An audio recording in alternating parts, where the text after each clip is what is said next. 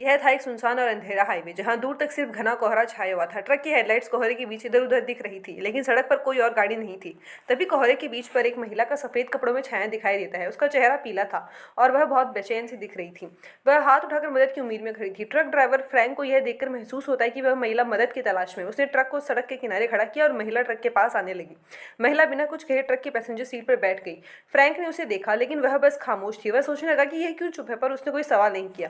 Frank ने उसे आराम से बात करने के लिए कहा, लेकिन महिला ने कोई जवाब नहीं दिया। ट्रक के अंदर का माहौल अजीब सा हो गया, जैसे कुछ गड़बड़ हो रही है।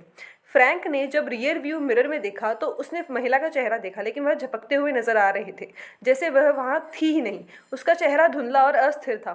फ्रैंक ने महिला को एक बार फिर से देखा, लेकिन उसे महसूस हुआ कि वह बिल्कुल चुप है। उसका चेहरा बहुत शांत और अव्यक्त था, जैसे वह बिल्कुल भी हिल डुल नहीं रही थी।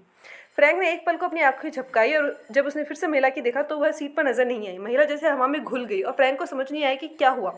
फ्रैंक डर के मारे ट्रक को सड़क के किनारे रोकता है। उसका दिल धड़क रहा होता है, लेकिन कहीं भी उस महिला का कोई निशान नहीं था। वह ढूंढने की बहुत कोशिश करता है। वह घने कोहरे में और आसपास की सड़क पर महिला को ढूंढने की कोशिश करता है। पूरी सड़क खाली थी, जैसे वह महिला कभी थी ही नहीं।